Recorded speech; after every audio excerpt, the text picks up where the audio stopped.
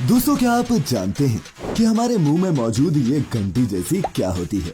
या फिर क्या आपने कभी 30 उंगलियों वाला इंसान देखा है?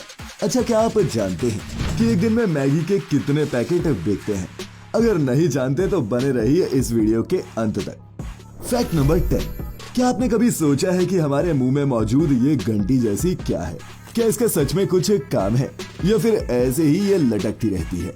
दरअसल ये घंटी बड़ी ही इम्पोर्टेंट चीज है और इसका नाम ऊला होता है, जिसके एक नहीं बल्कि चार काम है। इसका पहला काम है सलाइवा जनरेट करना। मुंह में जो सलाइवा बनता है वो इसी की वजह से बनता है। दूसरी चीज ये कि ये हमारी मदद खाना खाने में करता है।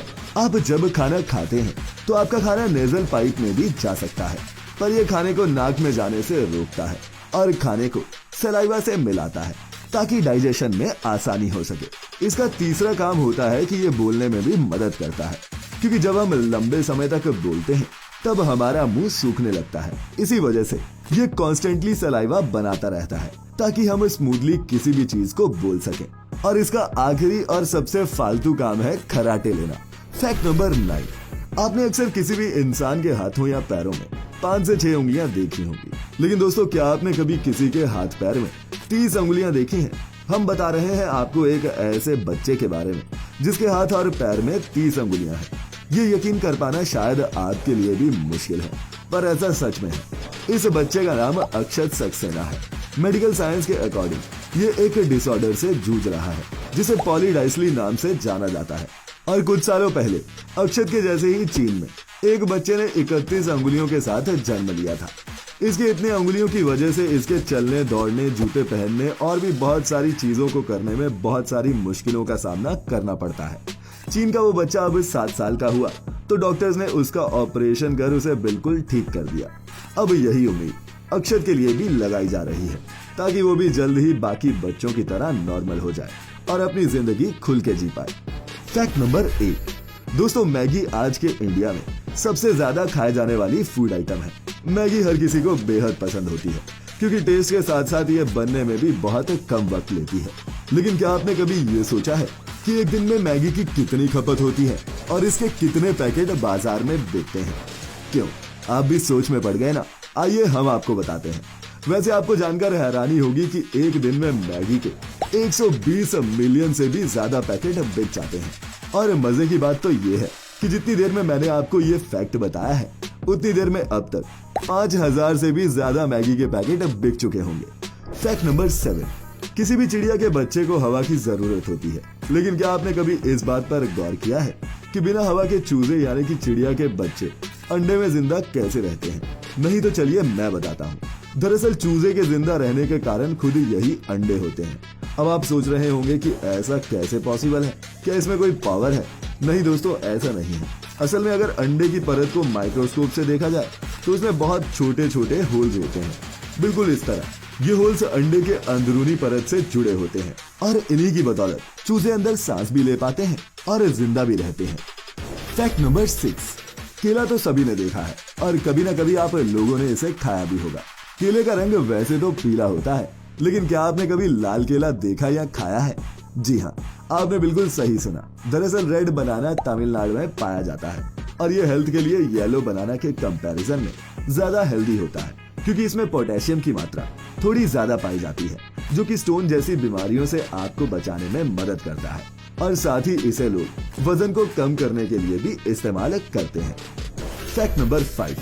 दोस्तों, अगर आप भी फोटो खिंचवाने के शौकीन हैं और अगर आपको भी अपनी यादों को फोटोज में संजोना अच्छा लगता है तो ये फैक्ट आपके लिए है। दरअसल जापान दुनिया का एक ऐसा देश है जहाँ जगह जगह पर ये फोटो बूथ वेंडिंग मशीन्स मौजूद होती हैं। वैसे तो किसी भी बूथ में फोटो खिंचवाना कोई बड़ी बात नहीं है, लेकिन जापान ने फोटो बूथ को कुछ ज्यादा ही यूनिक बनाया है। वहाँ के इन बूथ्स को पुरिकुरा फोटो बूथ्स के नाम से जाना जाता है, जो आपको इंस्टेंट फोटोज एडिट करने की अनुमति देती है और आप इस फोटो में स्टिकर्स भी ऐड कर सकते हैं। और ये सब करने के बाद बड़ी ही आसानी से उन फोटोज को आप अपने फोन में भी भेज सकते हैं। और इतना ही नहीं, प्रिंट आउट के जरिए आप इस फोटो को अपने घर भी ले जा सकते हैं। Fact number 4। दोस्तों, क्या आप किसी ऐसे प्रोडक्ट को जानते हैं जो हाई टेम्परेचर को सह सकता है? जी हाँ, साल 1970 से 1980 तक केमिस्ट मॉरिस वार्ड ने स्टारलाइट नाम का एक सब्सटेंस बनाया था जो हाई से हाई टेम्परेचर को भी सहन कर सकता था। 1990 में टुमारोज वर्ल्ड नाम के एक शो में स्टारलाइट के तापमान सहने की कैपेसिटी को प्रेजेंट भी किया गया था। स्टारलाइट की सबसे बड़ी खास बात ये थी कि इसमें से किसी भी तरह के खतरनाक टॉक्सिक बाय प्रोडक्ट नहीं प्रोड्यूस होते। आप ये जानकर हैरान रह जाएंगे कि स्टारलाइट 10,000 डिग्री से भी ज्यादा तापमान सहने की कैपेसिटी रखता था। लेकिन अफसोस की बात तो ये है कि ये सब्सटेंस अब इस दुनिया में मौजूद नहीं है, क्योंकि मॉरिस वार्ड ने उस सब्सटेंस को बनाने का फॉर्मूला किसी को भी नहीं बताया और फिर उनकी डेथ हो गई। लेकिन सोचने की बात है, अगर ये इन्वेंशन आज के समय में होती तो किसी भी बॉम्ब ब्लास्ट से बचने के लिए ये बिल्डिंग मटेरियल बिल्कुल सही होता। फैक्ट नंबर 3, दोस्तों बारिश किसे पसंद नहीं होती, लेकिन ये एक नेचुरल प्रोसेस है, ये तो आप भी जानते होंगे। लेकिन क्या आप किसी ऐसे डिवाइस के बारे में जानते हैं जिससे आर्टिफिशियली बारिश करवाना पॉसिबल हो? आपको जानकर हैरानी होगी कि क्लाउड बस्टर एक ऐसा डिवाइस है जिसकी मदद से आर्टिफिशियली बारिश करवाना भी संभव था। इस डिवाइस को Austrian psycho analyst Wilhelm rich ने बनाया था। उनके अकॉर्डिंग इस डिवाइस से बारिश करवाने के लिए पहले इस डिवाइस को आसमान की एक निर्दिष्ट दिशा की ओर फोकस करना पड़ता था। उसके बाद इस डिवाइस को इस्तेमाल करके एटमॉस्फेयर में मौजूद एनर्जी को मैनिपुलेट करके आर्टिफिशियली बादल जनरेट किए जा सकते थे और उसके बाद बारिश होती थी। 6 जुलाई 1993 में पहली बार बारिश के इस डिवाइस को यूज किया गया और बारिश करवाई गई। जिस इलाके में इसे इस्तेमाल किया गया वहां बारिश हुई भी, मगर इस टाइप के इन्वेंशन को फ्रॉड बोल के रिच को अरेस्ट कर लिया गया और जेल में ही रिच की मौत भी हो गई। दोस्तों अगर आज के समय में ये डिवाइस होता तो कितना सही होता। कोई भी किसान सूखे जैसी परेशानियों का सामना नहीं करता। क्यों? फैक्ट नंबर 2, दोस्तों दुनिया में कई तरह के पेड़ पौधे मौजूद हैं जो अलग अलग खासियतों से निपुण हैं। किसी के फल मीठे होते हैं तो कोई बहुत ज्यादा बड़ा होता है। लेकिन हम जो पेड़ के बारे में आपको अब बताने जा रहे हैं उसके बारे में सुनकर आप भी चौंक जाएंगे। दरअसल हम बात कर रहे हैं एक ऐसे पेड़ के बारे में जिसका फल पकने के बाद बॉम्ब की तरह ब्लास्ट करता है और जब ये फटता है तो इसके अंदर मौजूद बीज 257 किलोमीटर प्रति घंटा की स्पीड से ट्रेवल करता हुआ कई दूर तक जाता है। इस पेड़ का नाम है पॉसम वुड। दोस्तों दुनिया में ऐसा कोई भी और फल नहीं है जो पेड़ पर बॉम्ब की तरह फटता हो। फैक्ट नंबर 1, अब जो फैक्ट मैं आपको बताने जा रहा हूँ उसे सुनकर आप भी हैरान हो जाएंगे। दरअसल ये बात है साल 1993 की। मेक्सिको के एक जू ओनर ने एक गोरिल्ले को खरीदा था और उन्हें फिर जेल हो गई थी, क्योंकि वो असल में गोरिल्ला नहीं एक FBI एजेंट था जो गोरिल्ला सूट में था। ह्यूमंस को खरीदना पनिशेबल एक्ट होता है और उस व्यक्ति ने इनडायरेक्टली एक ह्यूमन को खरीदा, इसी वजह से उसे जेल हो गई। हालांकि बाद में उसे छोड़ दिया गया। तो दोस्तों आज के लिए बस इतना ही।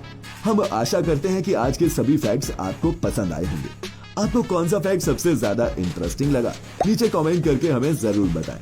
वीडियो पसंद आई हो तो लाइक और शेयर भी जरूर करें और ऐसे ही मजेदार और यूनिक फैक्ट से जुड़े रहने के लिए चैनल को सब्सक्राइब करें और बेल आइकन जरूर दबाएं ताकि हम आप तक जल्द से जल्द पहुंच सके। आपका बहुत बहुत शुक्रिया।